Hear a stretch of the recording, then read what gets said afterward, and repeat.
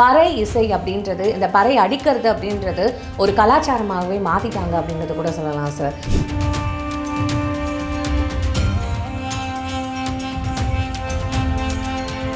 உங்களோட பார்வை அது ரொம்ப வரவேற்க விஷயம் தானம்மா. புறநானூறு குடிகளை பற்றி பேசலை, 4 குடிகள் நான் உங்கள்கிட்ட சொல்லிட்டேன். பாணன், பறையன், கடம்பன், துடிகள். இதை யாரும் விரிவாக்கம் செஞ்சு எந்த தமிழ் அறிஞரும் செய்யலை. சமஸ்கிருதத்துக்கு உட்பட்டே தான் செயல்படுறாங்க. முதல் பண்பாட்டு சின்னம் இன்னைக்கு பறை தான். முதல் பண்பாட்டு சின்னம் எப்போ அந்த 4 குடி இருந்துங்கிறீங்க. அதுக்கு என்னடா ஆதாரம்னா எல்லார் வீட்லேயும் பறை இருந்தது. பறையும் பந்தமும் அவசியமானது தமிழர் பண்பாடு. பக்கத்து கிராமத்துக்கு போகணும்னா பறையை வாசித்தல், பந்தம் பிடிக்கணும். பந்தம் தான் நம்ம பெரிய எலக்ட்ரிசிட்டி, டார்ச் எல்லாமே. அதனால தான் இன்னைக்கு சுவாமி கிட்ட அந்த பந்தம் மட்டும் போகுது, அந்த பறையை ஒழிச்சுட்டாங்க. எப்படி நீங்கள் திருப்பி வந்தாலும் தொன்மையினுடைய சின்னம் பறையாக வரும். தேவாரம், திருவாசகம், 4000 திவ்ய பிரபந்தம் எல்லா இடத்துலையும் பெருமாள் வீதி உலா வராரா பறை இசையோட தான் 4000 திவ்யத்துக்கு வந்திருக்காரு. தொல்காப்பியம் மூத்த பறை இசை தான் தமிழர்களின் தொன்மை. அதான் தொல்காப்பியத்திலேயே வந்துருச்சு. இந்த பறையினுடைய இதை ஒரு கேவலமான சின்னமாக மாற்றியது ஆரியர்கள். பெரும்பறைனா சிவனுக்கு மட்டும்தான் வாசிக்க முடியும். ஐயா முருகரை பார்த்துதான் பூஜை பண்ணி ஓவர் நீங்கள் கும்பிடலான்னு சொல்கிறதுக்கு மொபைல் இல்லைம்மா. எங்களுக்கு அன்னைக்கு இருந்த ஒரே மொபைல் பெரும்பறை தான். டம்மன்னு அடிக்கிறது யாரு? சிவனுக்கு வாத்தி அடித்தாதான் அவன் நடனமா? அவனே ஒரு கூத்தனாச்சே. தில்லை கூத்தனை நீங்கள் தென்பாண்டி நாட்டான். அவன் பாண்டி நாட்டுக்கு அரசன். அவனுக்கு நடனம் தான் இசை. நடனைக்கு பறை இல்லைன்னா அவன் எந்திரிக்க மாட்டானே, கால் ஆடாத.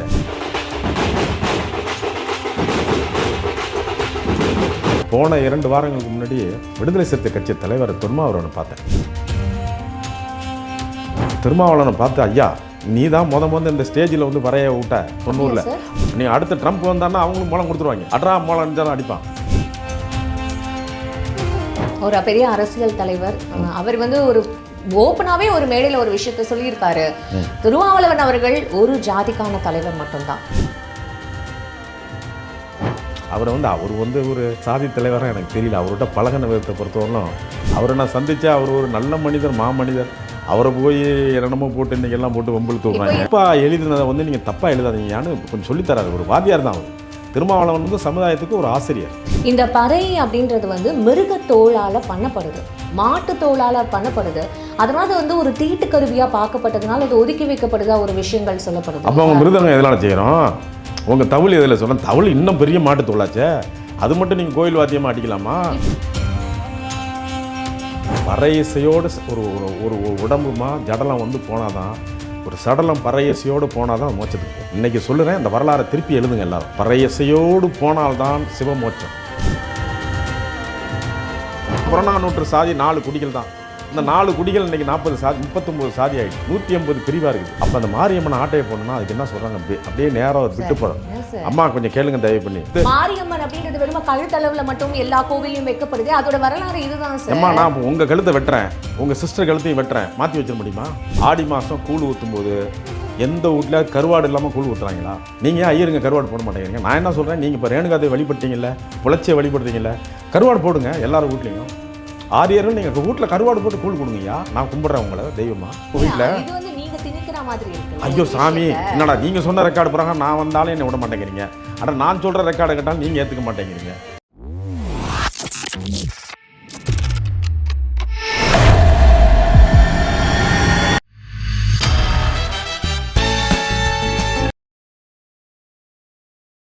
பிபிடி சினிமா நேயர்கள் அனைவருக்கும் வணக்கம். இன்னைக்கு நம்மளோட பேராசிரியர் முனைவர் ராமச்சந்திரன் அவர்கள் தான் நினைஞ்சிருக்காரு. நிகழ்ச்சிக்கு போகலாம். சார் வணக்கம்மா. எப்படி சார் இருக்கு? நல்லா இருக்கம்மா. இப்போது சமீப காலமாக மேடைகளாகட்டும் சரி, அரசியல் காரணத்துக்காக, இது அரசியல் நாகரிகமானதே எனக்கு தெரியல, பறை இசை அப்படின்றது, இந்த பறை அடிக்கிறது அப்படின்றது ஒரு கலாச்சாரமாகவே மாற்றிட்டாங்க அப்படின்றது கூட சொல்லலாம் சார். ஸோ இது நீங்கள் எப்படி சார் பார்க்குறீங்க? ஏன்னா எல்லாருமே இப்போ அந்த பறை நிகழ்ச்சியில் கலந்துக்கிறதும் அந்த பறை அடிக்கிறதும் அப்படின்றது எனி தலைவர்கள் ஃபார் தட் மேட்டர் எல்லாரையுமே நம்ம இங்கே பார்க்குறோம் சார். ஸோ இது உங்களோட பார்வை? அது ரொம்ப வரவேற்க விஷயம் தானம்மா. எல்லாரும் அதாவது பழைய காலத்தில் தமிழ் அறிஞர்கள் ஒரு 67 தமிழ் அறிஞர் இருந்திருக்காங்க. இந்த தமிழ் அறிஞர்கள் எல்லாவற்றையும் பேசுகிறாங்க. புறநானூறு குடிகளை பற்றி பேசலை, 4 குடிகள் நான் உங்கள்கிட்ட சொல்லிட்டேன். பாணன், பறையன், கடம்பன், துடிகள். இதை யாரும் விரிவாக்கம் செஞ்சு எந்த தமிழ் அறிஞரும் செய்யலை. சமஸ்கிருதத்துக்கு உட்பட்டே தான் செயல்படுறாங்க. ஆக இந்த தமிழினுடைய தொன்மை தெரியல. தமிழினுடைய தொன்மை எடுத்திங்கன்னா அந்த 4 குடிகளுக்குள்ளே வந்தீங்கன்னா முதல் பண்பாட்டு சின்னம் வந்து இன்றைக்கி பறை தான். முதல் பண்பாட்டு சின்னம் எப்போ அந்த 4 குடி இருந்துங்கிறீங்க. அதுக்கு என்னடா ஆதாரம்னா எல்லார் வீட்லேயும் பறை இருந்தது. பறை என்னன்னு கேட்டிங்கன்னா பறையும் பந்தமும் அவசியமானது தமிழர் பண்பாட்டில். ஏன்னா நம்மளுடைய கிராமங்கள் குடிகள் வனத்தில் தான் இருந்தோம். வனத்தில் இருந்துட்டுமா ஒரு சாயங்காலங்கிறது மாலை நேரங்களில். மாலை நேரங்களில் ஒரு இடத்துக்கு ஒரு இடம் போகிறது வர்றது எல்லாத்துக்கும் வந்து பறை இசை தட்டினா தான் மிருக பயம் போகும். இல்லைன்னா துடி அடிக்கணும். ஸோ ரொம்ப உள்காட்டுக்கு அடர்ந்த காட்டுக்கு போனால் துடி அடிக்கணும். பக்கத்து கிராமத்துக்கு போகணுன்னா பறையை வாசித்தல், பந்தம் பிடிக்கணும். பந்தம் தான் நமக்கு பெரிய எலக்ட்ரிசிட்டி, டார்ச் எல்லாமே. அதனால தான் இன்றைக்கி சுவாமிகிட்ட அந்த பந்தம் மட்டும் போகுது, அந்த பறையை ஒழிச்சுவிட்டாங்க. அதனால் பறையும் பந்தமும் வந்து தமிழருடைய தொன்மையை மறைக்கவே முடியாது. எப்படி நீங்கள் திருப்பி வந்தாலும் தொன்மையினுடைய சின்னம் வந்து பறையாக வரும். இதை வந்து யாழ்ப்பாணம் சரிதம்னு எழுதின சக்திவேல் பேராசிரியர், தமிழ் பேராசிரியர் அறிஞர் மட்டும்தான், கதிர்வேல் பிள்ளை, இந்த 2 பேருமே யாழ்ப்பாணத்தை சேர்ந்தவங்க தான் வந்து ஒவ்வொரு தமிழர் வீட்டிலையும் வந்து பறை இருந்தது. இந்த பறை என்பது வந்து ஒரு சாதிக்கான சின்னம் இல்லைங்கிறத அவங்க தான் சொல்கிறாங்க. நம்மளுடைய தமிழ் அறிஞர்கள் யாருமே அதை மறைக்கிற மாதிரி தான் இன்னும் இருந்திருக்குது. ஆனால் தேவாரம், திருவாசகம், 4000 திவ்ய பிரபந்தம் எல்லா இடத்துலையும் பெருமாள் வீதி உலா வராரா பறை இசையோடு தான் 4000 திவ்யம் வந்திருக்காரு. நான் தேவார பாடல்களா, தேவாரத்தில் 3 இருக்காங்க. அப்பர், சுந்தரர், ஞானசம்பந்தர் வர்றார். ஞானசம்பந்தர் முதல், அடுத்து அப்பர், அடுத்து சுந்தரர். இந்த 3 பேர் பாடலையும் பறை இசை முழங்கன்னு தான் வருது. தொல்காப்பியம் மூத்த பறை இசை தான் தமிழர்களின் தொன்மை. அதான் தொல்காப்பியத்திலேயே வந்துருச்சு. அதை பின்பற்றி புறநானூரில் வந்துச்சு. அப்புறம் எல்லா சங்க பாடல்கள்லேயும் பறை வருது. இந்த பறையினுடைய இதை ஒரு கேவலமான சின்னமாக மாற்றியது ஆரியர்கள். ஒரு 2500 ஆண்டுகளுக்கு பின்னால் வந்த ஆரியர்கள் இங்கே வந்த ஒரு தொன்மையான நாகரிகத்தை பார்க்குறாங்க. அவங்க நாகரிகமாக மாற்றுறாங்க. அது சமஸ்கிருதமயமாக்கிடுது.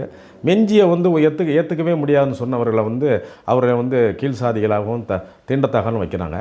அப்படி வைக்கும்போது இந்த பறையையும் அவங்களோட சேர்த்து அது பறைன்னு கொண்டு வந்தது காரணம் அவர்கள் இருமுக வாத்தியத்தை கொண்டு வந்துட்டாங்க. ஆரியர்கள் வரும்போது இருமுக வாத்தியம்னா 2 பக்கம் அடிக்கிறது. மிருதங்கம் மற்ற எல்லா தவிழாக இருக்கட்டும், மிருதங்கமாக இருக்கட்டும், எந்த இதான இருமுக வாத்தியங்கள் வந்து தமிழர்களின் தொன்மையான காலத்தில் இல்லை. எங்களுக்கு ஒருமுக வாத்தியம்தான். துடியாக இருக்கட்டும், பறையாக இருக்கட்டும், எல்லாமே இப்போ இதாக இருக்கும். இருமுக வாத்தியம் பின்னால் அம்பாள் வழிபாடுக்கு வந்தோடனே பம்பை வந்துச்சு. பம்பை, உடுக்கு, இருமுக வாத்தியம் வந்துச்சு. நாங்கள் அன்னைக்கு ஆதி தமிழரில் இருந்தப்போ ஒருமுக வாத்தியம்தான். அந்த ஒருமுக வாத்தியருக்கு தலை வாத்தியம் வந்து பெரும்பறை. பெரும்பறையினுடைய சின்ன குடிகளுக்கு சின்னதாக மாறினதான் வந்து சிறுபறை. பெரும்பறைங்கிறது சிவனுக்கு மட்டும் வாசிக்கிறது. பெரும்பறைனா சிவனுக்கு மட்டும்தான் வாசிக்க முடியும். சிறுபறை தான் இந்த இப்போ தோலில் வச்சுக்கிட்டு இப்போ அடிக்கிறாங்க பாருங்கள், கயிற்றை கட்டிக்கிட்டு. இந்த கயிறை கட்டிக்கிட்டு அடிக்கிறது வந்து இன்றைக்கி வந்து அரசியல் மேடைகளில் வந்து இன்றைக்கி விளாசி தள்ளுது.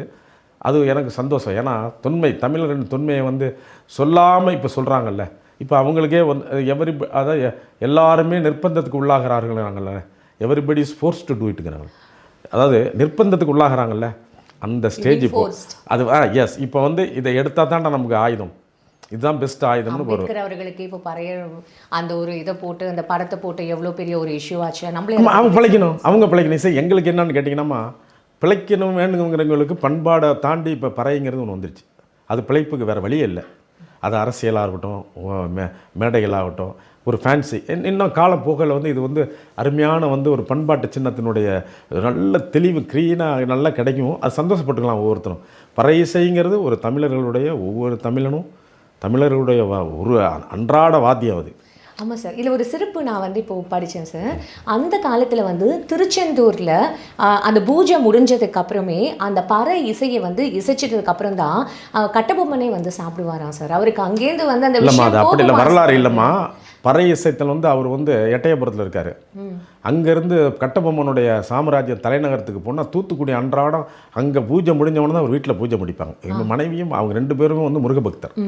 அப்போ வந்து அவங்க அங்கேருந்து பறை இசை வந்து ஒவ்வொரு காத தூரத்துக்கும் அப்படின்னா ஒரு 5-10 கிலோமீட்டருக்கு ஒரு தூரம் அங்கே பூஜை முடித்தவொடனே டம்மன்னு அடித்தாங்கன்னா அந்த எதிரொலியை கேட்டு ஒவ்வொருத்தராக டம்மன்னு அடித்தாங்கன்னா 5 நிமிஷத்தில் வந்து எட்டயபுரத்துக்கு வந்து சேர்ந்துடும். அவர் வீரபாண்டியானுக்கு வந்து சேர்ந்துடும். அங்கே பூஜை முடிஞ்சிருச்சு. டம்ம முடிஞ்சு போச்சு. அப்போ வீரபாண்டியனுக்கு வந்து அப்பா முருகர் வழிபாடு முடிஞ்சது, நம்ம முருகரை கும்பிடலாம் அப்படின்னு குடும்பத்தோடு முருகரை வழிபாட்டத்துக்கு பறை தான். அது பெரும்பறை.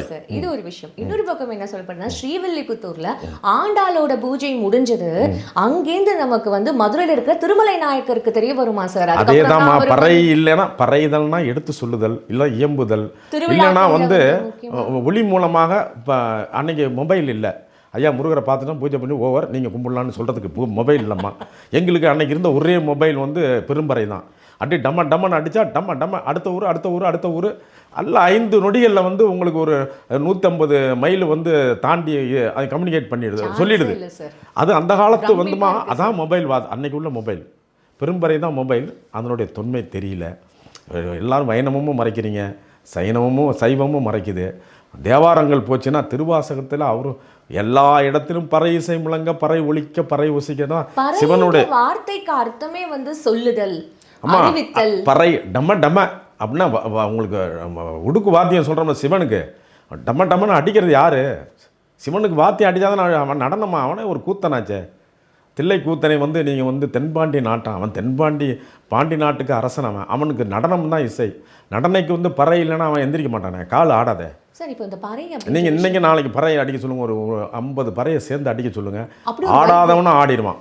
வைப்பு உங்களுக்கு தாட்டிடும். அதுக்கு தான் துடிங்கிறது, துடி அடிக்கிறதுங்கிறது. துடி உங்களை துடிச்சு எழுப்பி விட்டுரும், ஆட்டோமேட்டிக்காக ஆடும். சில பயிர்களுக்கு வந்து நான் சொன்ன மாதிரி ஏற்கனவே சந்திர யோகம் இருக்கிறவங்கலாம் சாமி ஆடுவான். எல்லாம் அங்கேயும் இங்கே அவனை பிடிக்கிறதுக்கு 100 ஆள் வேணும்.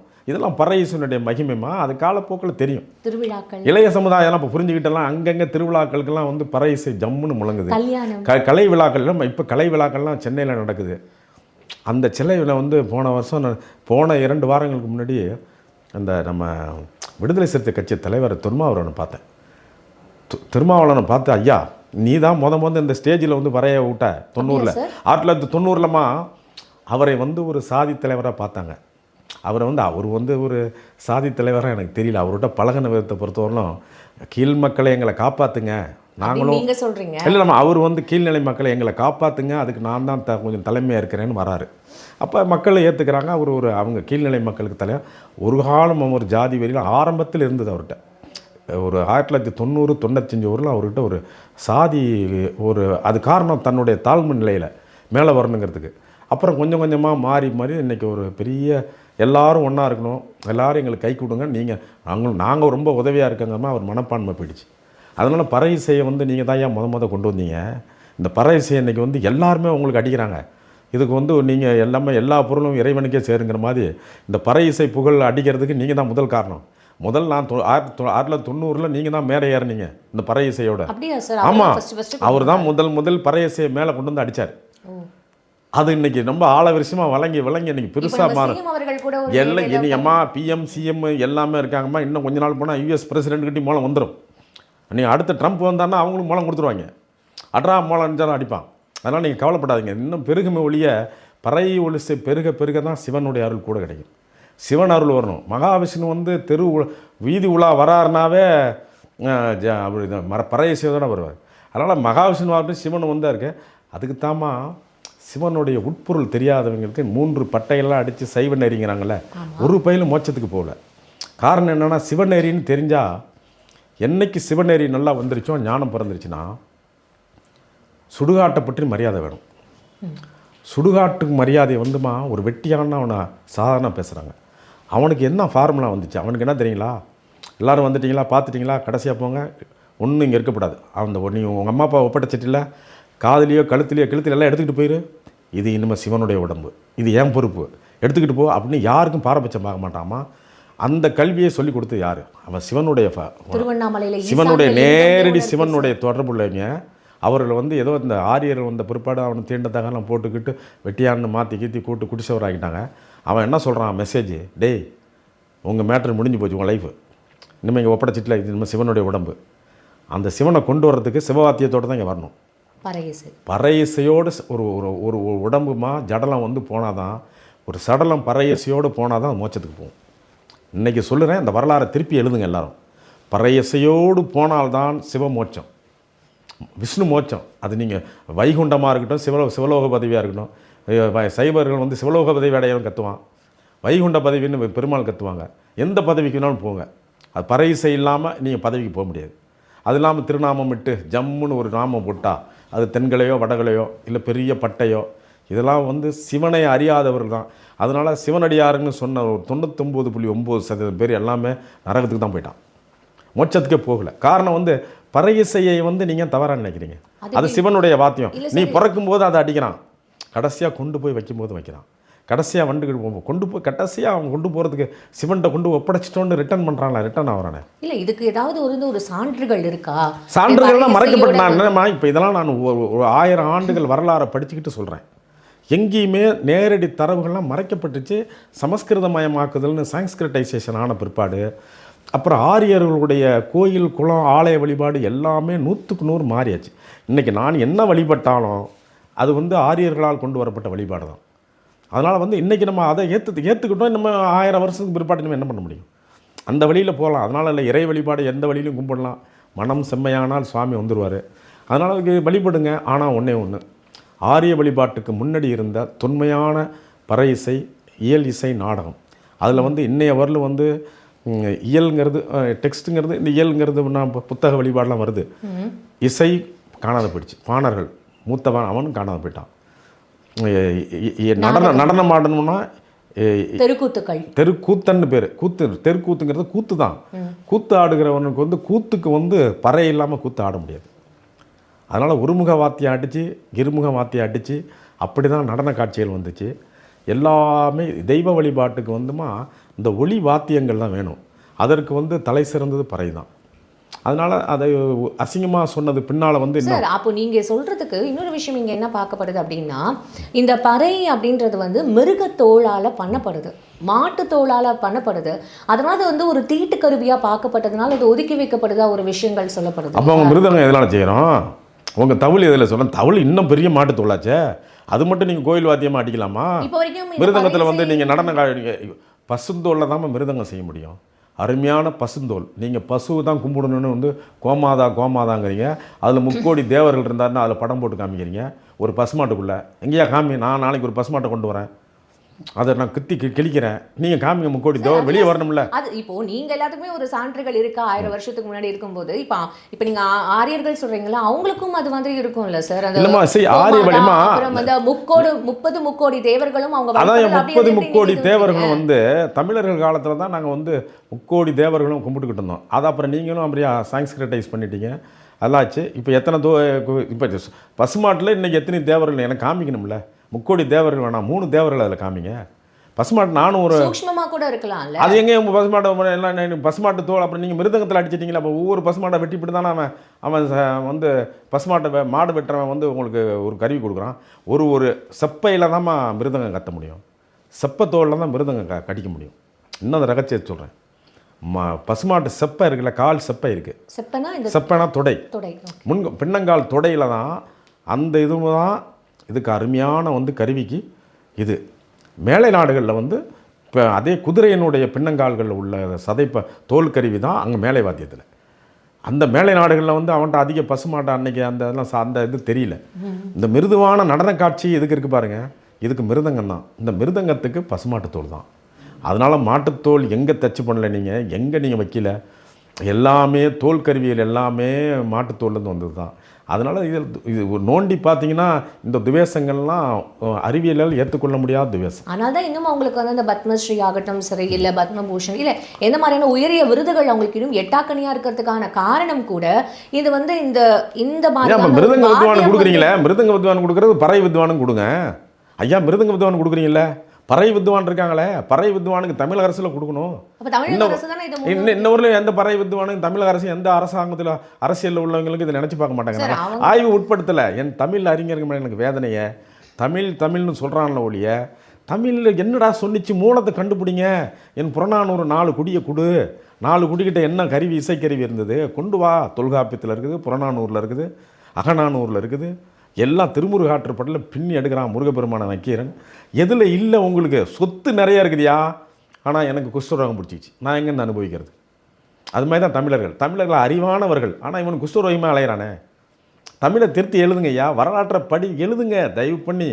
இந்த ஒளி நாடால் சொல்கிறேன், தமிழ் வரலாறு பொய், தமிழ் அறிஞர்களும் பொய். எழுதுங்க புது வரலாறை, புறநானூறு 335வது குறள் பாடலை எடுங்க. யாரை நீங்க இப்ப பொய்ன்றீங்க? தமிழ் அறிஞர்கள் அத்தனை பேரும் கிட்டத்தட்ட ஒரு 70-75 தமிழ் அறிஞர் நேவல் இருந்திருக்காங்க. அப்புறம் இயக்க தலைவர்லாம் பெரிய பெரிய அரசியல் தலைவராக இருந்திருக்காங்க. யாருமே ஏன் புறநானூறு எடுக்க மாட்டேங்கிறீங்க கையில்? அதில் வந்து ஒரு பறையன்கிற வார்த்தை வருது. பாணன் பறையன் கடம்பன் துடிலன்றி வேறு குடி இல்லை. அதில் மற்ற இக்கனாலாம் அவங்களுக்கு ஒன்றும் இல்லை. இந்த பறையன்னு ஒரு வார்த்தை வர்றதுனால இக்கனா வருது.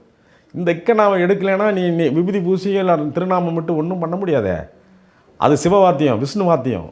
இதெல்லாம் விட்டு நீங்கள் எங்கேருந்து சாமியை பிடிங்க சாமியை பிடிங்க. உங்கள் ராமமும் பட்டையும் பார்த்துறேன். இது இப்படி நீங்க பேசுறது வந்து இப்போ அப்ப நீங்களும் சான்றுகள் காட்டுங்கன்னு கேட்பாங்கல்ல. இப்போ பார்க்குற எனக்கு தான் மறைக்கப்பட்ட வரலாறு நெஞ்சு எரியுது. நான் 1000 ஆண்டுகள் வரலாறை படிச்சுட்டு அதில் உள்ள தரவுகளை வச்சு தானே சொல்கிறேன். சரி, ஓகே. இப்போ பேக் டு த கொஸ்டின். இப்போ இருக்கிற அரசியல் நாகரிகம் எப்படி இது வந்து ஆரம்பிச்சாங்க? இப்போ திடீர்னு ஏன் இந்த பறை இசையை வந்து மேடைக்கு மேடை வந்து அரங்கேற்றிட்டு இருக்காங்க? அவங்க தான் அதை ஒதுக்கி வச்சாங்கன்னு நீங்க சொல்றீங்க. இப்போ இது எதுக்கு பண்றதுக்கு? இதுக்கு பின்னாடி ஏதாவது அரசியல் இருக்கும் நீங்க நினைக்கிறீங்களா? ஆமாம், அந்த பறை இசைன்னு சொல்லுகிற சமுதாயங்கள்லாம் இன்றைக்கி பறையர்கள் சமுதாயமோ தேவேந்திர குல துடி அடிக்கிறவங்க தேவேந்திர குல சமுதாயம் அது மாறி போச்சுமா. அது வந்து பல்லர் சமுதாயம்னு சொல்லுவாங்க.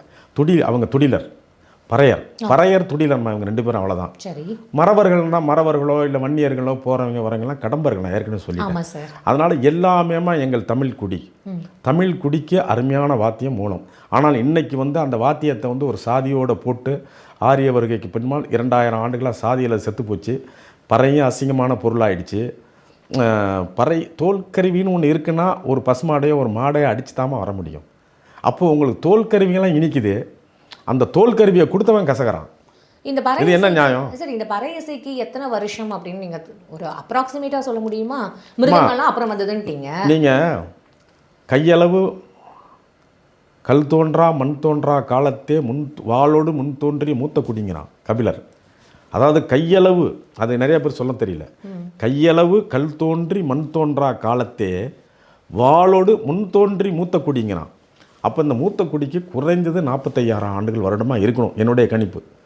ஏன்னா 45,000 ஆண்டுகளுக்குள்ளே இன்றைக்கி வந்து இந்த கார்பன் அளவை வச்சு வயதை கணிக்கிற அளவுலாம் வந்து நமக்கு இணையான சமுதாயங்களை ஆஸ்திரேலியாவில் கண்டுபிடிச்சிருக்காங்க, ஆப்பிரிக்காவில் பக்கத்து நாடுகள்லாம் கண்டுபிடிச்சிட்டாங்க. ஆனால் நாம் மட்டும் கண்டுபிடிக்கல. இப்போ கீழடி நாகரிகம் மட்டும்தான் நம்மளை தூக்கி ஒரு 5500 வருஷம்னு சொல்லியிருக்கு. கீழடி நாகரிகம் மட்டும்தான் கிறிஸ்து பிறப்பதற்கு முன் 3500 வருஷம்னு சொல்லியிருக்கு. அப்போ ஒரு 5500 வருஷம்னு இப்போ ஒரு நாகரிகம் தான் முன்னாடி சொல்லியிருக்குது.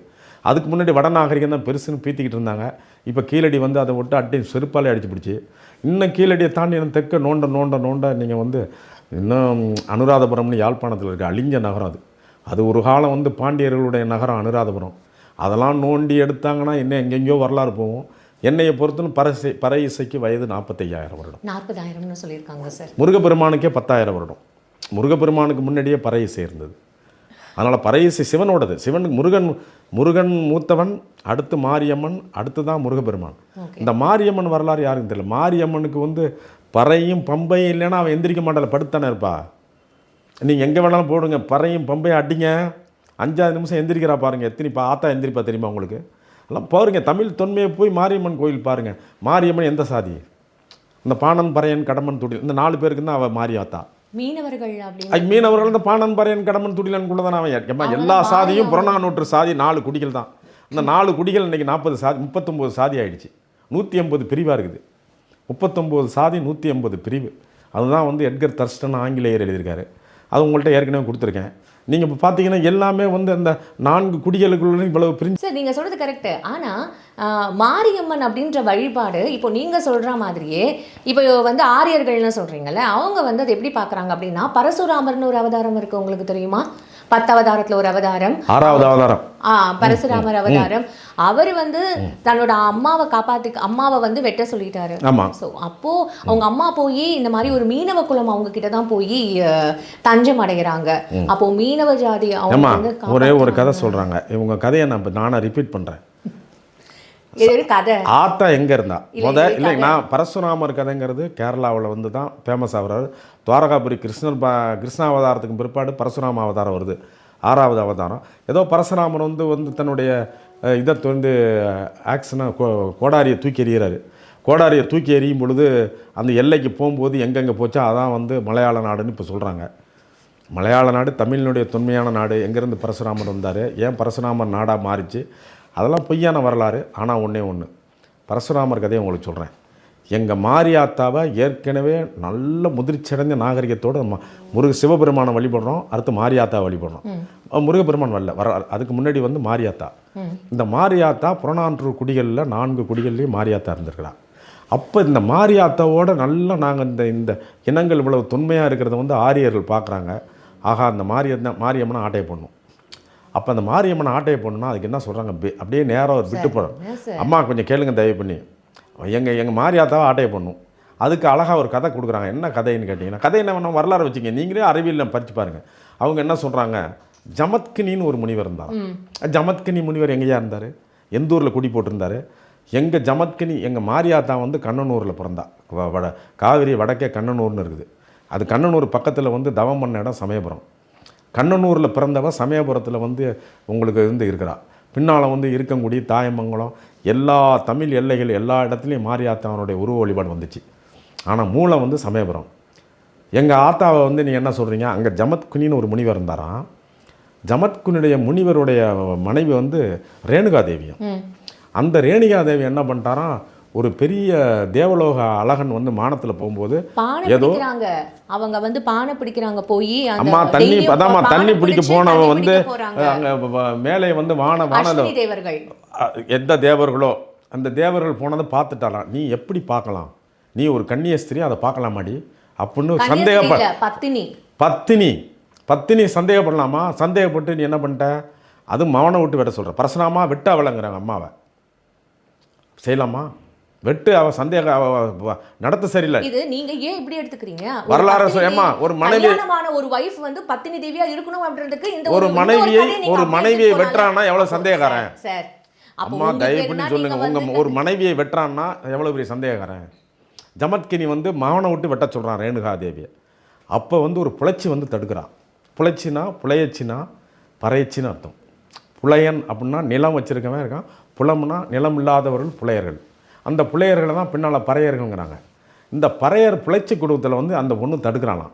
நீ எப்படி கிட்ட வர முடியும்? ஒரு ஐயச்சம்மாவோட வரவே முடியாது. ஒரு பார்ப்பன பெண்கள் வந்து சேரி பெண் வரவே முடியாது. இப்போ போய் தடுக்கிறானாம், வேண்டாம் வெட்டாதீங்கன்னு. அதையும் பரசுராமன் 2 பேரையும் சேர்த்து வெட்டி போகிறான். 2 பேரையும் அதுதான் சார். அது அம்மா வந்து நீங்கள் வந்து என்னோட உடையை நீங்கள் போட்டுக்கோங்க, உங்களோட உடையை நான் போட்டுக்கிறேன், அப்போ உங்கள் மகன் வந்து அதை வந்து குழம்பிடுவார் அப்படின்னு சொல்லி அவங்க அந்த உடையை மாற்றிக்கிறாங்க. அப்போ எங்கள் அம்மா தான் இங்கே நிற்கிறான்னு சொல்லிட்டு தப்பாக வந்து அவங்க வந்து உடையை மாற்றி இருந்தாலும் முகத்தை மாட்டாமல் கொலை பண்ணுறாங்கன்னா அப்போ எவ்வளோ பெரிய சந்தேகக்காரன். இன்னும் நீங்கள் உங்கள் ஆன்சர் பிரகாரம் கூடுதே சந்தேகம். அப்படின்னா சந்தேகம் கூடுதே அவங்க இல்லை அப்படின்னா எவ்வளோ சந்தேகக்காரன் பொண்டாட்டி மேலே. எந்த ட்ரெஸ் போட்டு தான் நம்ம பொண்டாட்டுறான்னு வெட்டுறான்னா 2 பேரையும் வெட்டிட்டான். உங்கள் வரலாறு படிங்க, 2 பேரையும் வெட்டிவிட்டான். தடுக்க போனவங்களையும் வெட்டிவிட்டான், அம்மாவையும் வெட்டிவிட்டான் பரசுராமர். அப்பம் பேச்சை கேட்டுக்கிட்டு. அப்பம் பேச்சை கேட்டுக்கிட்டு பிள்ளையும் போகிறான்னா அப்போ நம்ம அம்மாவுக்கு மேலே சந்தேகப்பட்டிருக்கிறான், அப்பாவும் சந்தேகப்பட்டிருக்கான். ஏமா எங்கள் தரவு அறிவியல் தான் சொல்லும். ஒருத்தனை கொலை பண்ணிட்டான், போலீஸ்காரன்ட்டு கேளுங்க, ஐயா ஒருத்தன் கொலை பண்ணிட்டான், ஒருத்தன் கொலை செய்ய தூண்டினான்னா என்ன காரணம்னு கேட்டால் கடைசியில் சந்தேகத்தால் கொலை, அவ்வளவுதான் எங்களுக்கு தெரியும். இப்போ அந்த மகன் வந்து அப்பாவோட சொல் பேச்சை மீறாம இருக்கும். அது நீ என்னவெல்லாம் தந்தை சொல் மிக்க மந்திரம் இல்லைன்னு எங்களுக்கு தமிழ்ல இருக்குமா? ஒரு பத்தினி தேவியா ஒரு வைஃப் அந்த மாதிரி தான் இருக்கணும் அப்படின்றத ஒரு வரலாறு காமிக்குதுன்றது உங்களால அந்த மாதிரி பாசிட்டிவா எடுத்துக்க முடியலன்றது எல்லாம் அந்த உரமா தான் பத்தினி இருந்ததா? இல்ல அந்த உரமா தான் பத்தினி இருந்தேன் எங்க வீட்டுல. எல்லா வீட்லயும் எங்கள் தமிழ் தெய்வங்கள் எல்லாரும் பத்தினி. அதுதான் சார், இப்படிதான் இருக்கணும். அதை மீறி இது பண்ணா அதுக்கு வந்துமா இன்னொருத்தரையும் சேர்த்து கொலை பண்ணலாமா? ஏன் சரி உன் மனைவியை கொலை பண்ணிட்டா ரைட்டு, அதை காமிக்கிறது ப்ரூவ் பண்ணுறதுக்கு. இன்னொருத்தன் பாவம் பிழைச்சி வந்து ரோட்டில் காப்பாற்ற வந்தே போட்டுட்டீங்க. இல்லைம்மா அது தவறான ஒரு புரிதல்ல அது வந்து வெட்டிட்டாங்கன்னு தான் சார் இப்போ சொல்ல வரோம். அது நீங்கள் புரிஞ்சிக்கல. நாங்கள் புரிஞ்சிக்கலம்மா, அடிமடையம் தான். ஆனால் 2 பேரையும் கொலை பண்ணிட்டீங்க. 2 பேரையும் கொலை பண்ணோன்னா திருப்பி அப்புறம் மனசின் திருந்தி மனம் கூலாயிடுறாரு, வேகம் குறைஞ்சிருது. மகன் வந்து அப்பா அப்படி செஞ்சது தப்புப்பா, அம்மாவை எனக்கு உயிரோடு கொடுங்கண்ணா. அப்படியா மகனே தர்றேன்னு என்ன பண்ணிட்டான் இவன்? அப்படியே அறிவு வரணும்ல. பரசுராம் இவ்வளவு பெரிய ஜமத்கினி, ஆன்மா பெரிய முனிவர், நீ எப்படி வந்து மாறு உடம்பு வைக்கலாம்? நீ வந்து ஒரு பார்ப்பன உடம்பையும் பறைச்சி முகத்தையும் வச்சுவிட்டு இன்னொரு பார்ப்பனு மாற்றி வச்சு நீ எப்படி பண்ணலாம்? அது தெரியாம நடந்த ஒரு இதுல அது எங்கேயா கழுத்தை வெட்டி எங்கேயா கழுத்தை ஒட்ட முடியும்? எந்த அறிவியல் வந்து மாரியம்மன் அப்படின்றது வெறும் கழுத்தளவுல மட்டும் எல்லா கோவிலையும் வைக்கப்படுது. அதோட வரலாறு இதுதான் சார். அம்மா நான் உங்க கழுத்தை வெட்டுறேன், உங்க சிஸ்டர் கழுத்தையும் வெட்டுறேன், மாற்றி வச்சிட முடியுமா? வரலாறு அறிவியல் ஒத்துக்காதம்மா. என்ன அறிவியல் ஒத்துக்காத நீங்கள் கேட்டால் என்ன நியாயம் அது? இப்போ நான் உங்கள் சிஸ்டரையும் உங்களையும் நான் வெட்டுறேன், நான் வெட்டிட்டு உடனே நான் கூல் டவுன் ஆன உடனே 2 தலையும் மாற்றி வச்சு ஒட்டினா ஒட்டிக்குமா? அதுதான் சார், அது ஒரு பிழை அப்படின்றது. எந்த பிழை தான். பிழைனா அப்படி வரிசலாக வந்துடுது. அப்போ மாரியம்மனை வழிபடுவதற்கு பதிலாக ரேணுகா தேவியை போடணும்னு நீங்கள் வந்தீங்க. ரேணுகா தேவியை நீங்கள் அதுவும் பார்த்தீங்கன்னா இந்த படவேடுன்னு இங்கே பக்கத்தில் ஒரு கிராமம், படவேடு ரேணுகா தேவின்னு சொல்கிறாங்க மாரியாத்தா. ஆமாம் சார், நெஞ்சு எரியுது எனக்கு. இந்த தமிழர்கள் இவ்வளவு அம்மா ரேணுகா தேவிங்க வடக்கு பெயர் எங்க ஜமத்கினி கங்கையிலேருந்து இங்கே வந்தார். எப்படி திருவிழாக்களை பாருங்க. அதான் ரேணுகா தேவி மாற்றிட்டீங்களே. இப்போ 1200 வருஷம் ஆச்சு ரேணுகா தேவி மாறி. 1 வருஷமா 2 வருஷமா 1200 வருஷம் ஆயிடுச்சுன்னா இன்னுமே என்ன பண்ணுவேன்? எங்க ஆளுங்க கும்பிட்ட அம்மா ரேணுகா தேவி கும்பிட்டான். ரேணுகா தேவி பார்த்தா இந்த கழுத்தளவுக்கு இப்ப இருக்கிற எல்லா மாரியம்மன் கோவில்லையும் அதை வச்சுக்கிட்டாங்க. அதை கழுத்துல கீழே சின்ன மாரியம்மன் வச்சு அவ புழைச்சான். இவன் பார்ப்பனத்தியான். பெரிய மாரியம்மன் பார்ப்பனத்தி மோகமா, சின்ன மாரியம்மன் புழைச்சான். இது என்ன தர்மம்? ஏன் மாரியாத்தா ஒருத்தி தானே. அவன் சிவகுடி தவம் பண்ணி ஒன்றுமே தவக்கோலத்திலேருந்து தவ ரீதியிலேருந்து முக்தி அடைஞ்சிட்டாளே. அவர் முக்தி அடைஞ்சு தானே சமயபுரம் தானே. அவன் சமயபுரம் ஆத்தா பின்னால் இருக்கங்குடி போனால், தாயமங்கலம் போனால், இங்கே படவேட்டுக்கு வந்தால் பல ஊர்களுக்கு தமிழ் எல்லையில் எல்லம்மான்னு பேர், கங்கம்மான்னு பேர், அவளுக்கு கங்கையம்மான்னு பேர், எல்லம்மான்னு பேர், மாரியம்மன் பேர், கருமாரியம்மன் பேர். இப்போ நீங்கள் என்ன சொல்ல வரீங்க? ஏம்மா மாரியம்மன் சிவனுடைய நேர அம்சமாக பிறந்த கன்னியஸ்திரி. அவள் தமம் கிடந்து ஏழைகளுக்கு தன் புளிச்ச தண்ணியும் கருவாடு கூழும் புளிச்ச தண்ணியும் வேப்பிலையும் மஞ்சளும் கொடுத்தா. இப்போ வரைக்கும் இருக்கு. ரேணுகா தேவி எங்க வச்சிருக்கா? இப்போ வரைக்கும் இருக்கு. எங்க கிட்ட காப்பி அடிச்சது தானே. அது இருக்கு. இன்னும் இந்த கடா வெற்ற அந்த சடங்குகள் இந்த எல்லா மாரியம்மன் கோவில்கள்லயும் முக்கியமான ஆடு வெட்டுறது, மாடு வெட்டுறது, கோழி விடுறது அப்படின்ற ஒரு விஷயம் நடக்குதா நடக்கலையா?